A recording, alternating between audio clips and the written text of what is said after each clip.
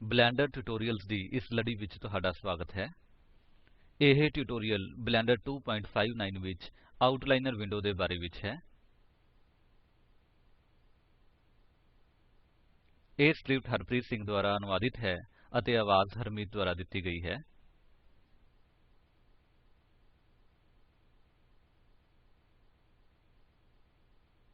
ਇਹ ਟਿਊਟੋਰੀਅਲ ਦੇਖਣ ਤੋਂ ਬਾਅਦ ਅਸੀਂ ਸਿੱਖਾਂਗੇ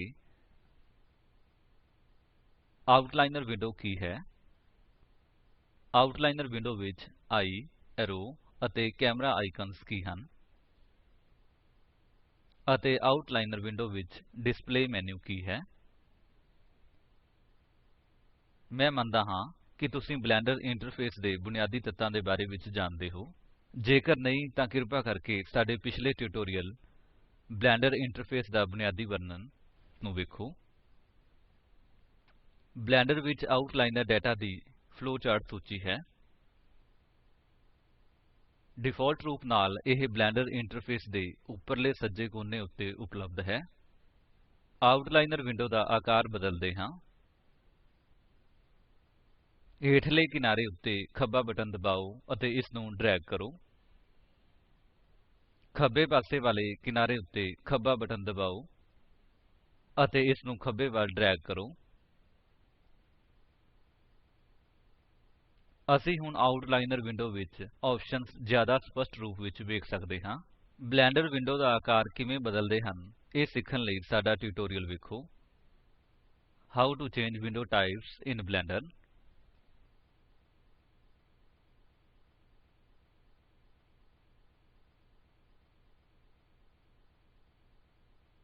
ਵਿਊ ਉੱਤੇ ਖੱਬਾ ਬਟਨ ਦਬਾਓ। ਇੱਥੇ ਕਈ ਸਾਰੇ ਆਪਸ਼ਨ ਹਨ, ਜਿਵੇਂ show restriction columns, show active, show or hide one level, show hierarchy, duplicate area into new window and toggle full screen. Show restriction columns ਨੂੰ ਆਕਰਮਕ ਕਰੋ।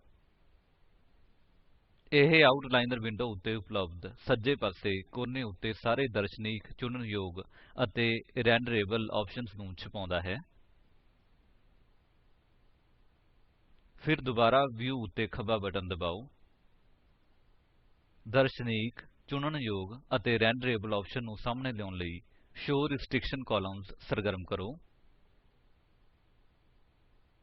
ਆਊਟਲਾਈਨਰ ਵਿੰਡੋ ਵਿੱਚ ਕਿਊਬ ਦੇ ਖੱਬੇ ਪਾਸੇ ਪਲੱਸ ਸਾਈਨ ਉੱਤੇ ਖੱਬਾ ਬਟਨ ਦਬਾਓ। ਇੱਕ ਕੈਸਕੇਡ ਸੂਚੀ ਖੁੱਲਦੀ ਹੈ। ਇਹ ਤੁਹਾਨੂੰ ਚੁਣੇ ਹੋਏ ਆਬਜੇਕਟ ਦੀਆਂ ਵਿਸ਼ੇਸ਼ਤਾਵਾਂ ਦੀ ਇੱਕ ਸੂਚੀ ਵਿਖਾਉਂਦੀ ਹੈ। ਅਸੀਂ ਇਹਨਾਂ ਦੇ ਬਾਰੇ ਅਗਲੇ ਟਿਊਟੋਰਿਅਲ ਵਿੱਚ ਵਿਸਥਾਰ ਵਿੱਚ ਵਰਣਨ ਕਰਾਂਗੇ। ਆਈ ਤੁਹਾਡੇ ਆਬਜੇਕਟ ਨੂੰ 3ਡੀ ਵਿਊ ਵਿੱਚ ਦ੍ਰਿਸ਼ ਅਤੇ ਅਦ੍ਰਿਸ਼ ਕਰਦਾ ਹੈ। ਉਦਾਹਰਨ ਦੇ ਲਈ ਕਿਊਬ ਲਈ ਆਈ ਉੱਤੇ ਖੱਬਾ ਬਟਨ ਦਬਾਓ। ਹੁਣ ਕਿਊਬ 3ਡੀ ਵਿਊ ਵਿੱਚ ਨਹੀਂ ਦਿਸਦਾ ਹੈ। ਫਿਰ ਦੁਬਾਰਾ ਕਿਊਬ ਲਈ ਆਈ ਉੱਤੇ ਖੱਬਾ ਬਟਨ ਦਬਾਓ। ਕਿਊਬ ਨੂੰ ਹੁਣ 3ਡੀ ਵਿਊ ਵਿੱਚ ਵੇਖ ਸਕਦੇ ਹਾਂ। ਐਰੋ 3ਡੀ ਵਿਊ ਵਿੱਚ ਤੁਹਾਡੇ ਆਬਜੇਕਟ ਨੂੰ ਚੁਣਨਯੋਗ ਅਤੇ ਨਾ ਚੁਣਨਯੋਗ ਬਣਾਉਂਦਾ ਹੈ। ਉਦਾਹਰਨ ਲਈ ਕਿਊਬ ਲਈ ਐਰੋ ਉੱਤੇ ਖੱਬਾ ਬਟਨ ਦਬਾਓ। 3ਡੀ ਵਿਊ ਵਿੱਚ ਕਿਊਬ ਉੱਤੇ ਸੱਜਾ ਬਟਨ ਕਲਿਕ ਕਰੋ। ਕਿਊਬ ਨੂੰ ਨਹੀਂ ਚੁਣਿਆ ਜਾ ਸਕਦਾ। ਫਿਰ ਦੁਬਾਰਾ ਆਊਟਲਾਈਨਰ ਵਿੰਡੋ ਵਿੱਚ ਕਿਊਬ ਲਈ ਐਰੋ ਉੱਤੇ ਖੱਬਾ ਬਟਨ ਦਬਾਓ। 3ਡੀ ਵਿਊ ਵਿੱਚ ਕਿਊਬ ਉੱਤੇ ਸੱਜਾ ਬਟਨ ਦਬਾਓ। ਕਿਊਬ ਨੂੰ ਹੁਣ ਚੁਣ ਸਕਦੇ ਹਾਂ।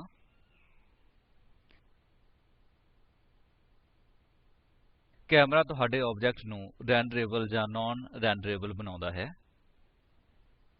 ਕਿਊਬ ਲਈ ਕੈਮਰਾ ਉੱਤੇ ਖੱਬਾ ਬਟਨ ਦਬਾਓ। ਸੀਨ ਨੂੰ ਪੇਸ਼ ਕਰਨ ਲਈ ਆਪਣੇ ਕੀਬੋਰਡ ਉੱਤੇ F12 ਦਬਾਓ। ਕਿਊਬ ਰੈਂਡਰ ਵਿੱਚ ਨਹੀਂ ਦਿਖਾਇਆ ਹੋਇਆ ਹੈ। 3ਡੀ ਵਿਊ ਵਿੱਚ ਵਾਪਸ ਜਾਣ ਲਈ ਆਪਣੇ ਕੀਬੋਰਡ ਉੱਤੇ Esc ਦਬਾਓ। ਫਿਰ ਦੁਬਾਰਾ ਆਊਟਲਾਈਨਰ ਵਿੰਡੋ ਵਿੱਚ ਕਿਊਬ ਲਈ ਕੈਮਰਾ ਉੱਤੇ ਖੱਬਾ ਬਟਨ ਦਬਾਓ। ਸੀਨ ਪੇਸ਼ ਕਰਨ ਲਈ F12 ਦਬਾਓ। ਕਿਊਬ ਨੂੰ ਹੁਣ ਰੈਂਡਰ ਵਿੱਚ ਵੇਖਿਆ ਜਾ ਸਕਦਾ ਹੈ।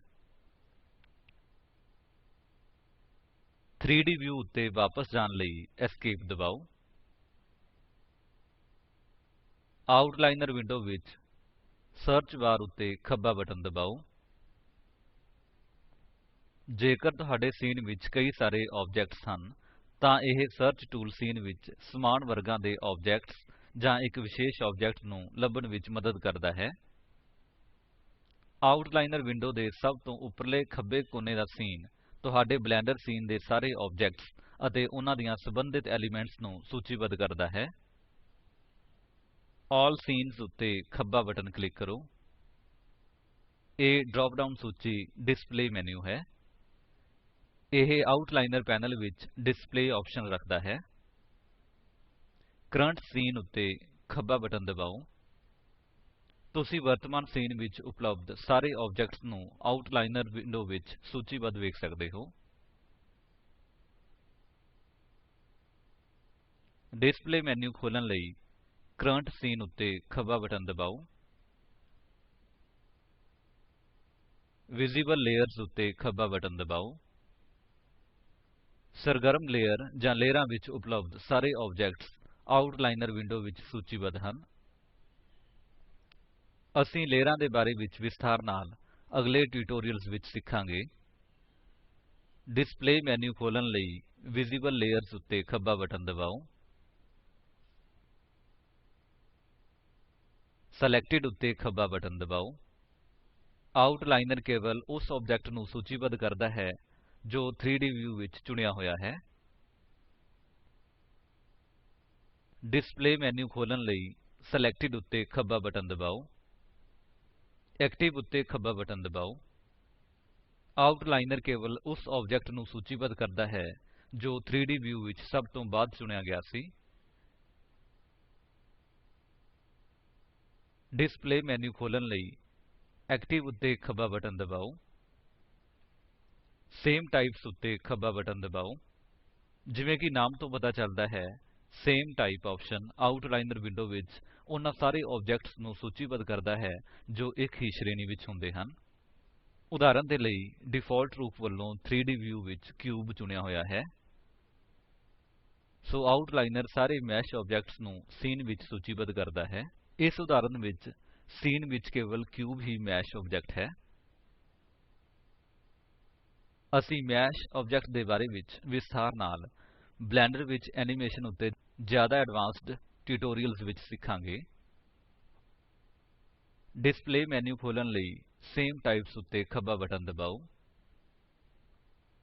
ਗਰੁੱਪਸ ਸੀਨ ਵਿੱਚ ਸਾਰੇ ਸਮੂਹਿਤ ਆਬਜੇਕਟਸ ਨੂੰ ਸੂਚੀਬੱਧ ਕਰਦਾ ਹੈ।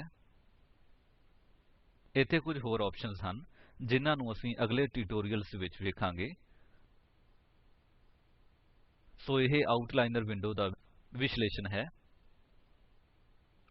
ਜਦੋਂ ਵੱਡੇ ਸੀਨ ਦੇ ਨਾਲ ਕਾਰਜ ਕਰ ਰਹੇ ਹੋਵੋ ਜਿਸ ਵਿੱਚ ਕਈ ਸਾਰੇ ਆਬਜੇਕਟ ਹੋਣ, ਤਾਂ ਸੀਨ ਵਿੱਚ ਹਰ ਇੱਕ ਆਬਜੇਕਟ ਬਾਰੇ ਪਤਾ ਕਰਨ ਲਈ ਆਉਟਲਾਈਨਰ ਵਿੰਡੋ ਬਹੁਤ ਹੀ ਲਾਭਦਾਇਕ ਟੂਲ ਬਣ ਜਾਂਦਾ ਹੈ। ਹੁਣ ਇੱਕ ਨਵੀਂ ਫਾਇਲ ਬਣਾਓ। ਆਉਟਲਾਈਨਰ ਵਿੱਚ ਚੁਣੇ ਹੋਏ ਸੂਚੀਬੱਧ ਕਰੋ ਅਤੇ ਕਿਊਬ ਨੂੰ ਅਨਰੈਂਡਰੇਬਲ ਬਣਾਓ।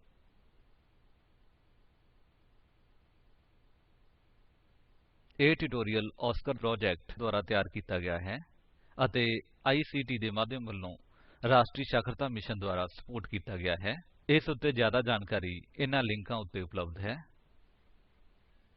oscariitbacin ਅਤੇ spoken-tutorial.org/nmeict-intro। Spoken tutorial project spoken tutorials ਦੀ ਵਰਤੋਂ ਕਰਕੇ ਵਰਕਸ਼ਾਪਾਂ ਲਗਾਉਂਦਾ ਹੈ। ਉਨ੍ਹਾਂ ਨੂੰ ਪ੍ਰਮਾਣ ਪੱਤਰ ਵੀ ਦਿੰਦੇ ਹਨ ਜੋ ਆਨਲਾਈਨ ਟੈਸਟ ਪਾਸ ਕਰਦੇ ਹਨ। ਜ਼ਿਆਦਾ ਜਾਣਕਾਰੀ ਲਈ ਕਿਰਪਾ ਕਰਕੇ contact@spoken-tutorial.org ਉੱਤੇ ਲਿਖੋ। ਸਾਡੇ ਨਾਲ ਜੁੜਨ ਲਈ ਧੰਨਵਾਦ। ਆਈਆਈਟੀ ਬੰਬੇ ਵੱਲੋਂ ਮੈਂ ਹੁਣ ਤੁਹਾਡੇ ਤੋਂ ਵਿਦਾ ਲੈਂਦਾ ਹਾਂ। ਸਤਿ ਸ਼੍ਰੀ ਅਕਾਲ।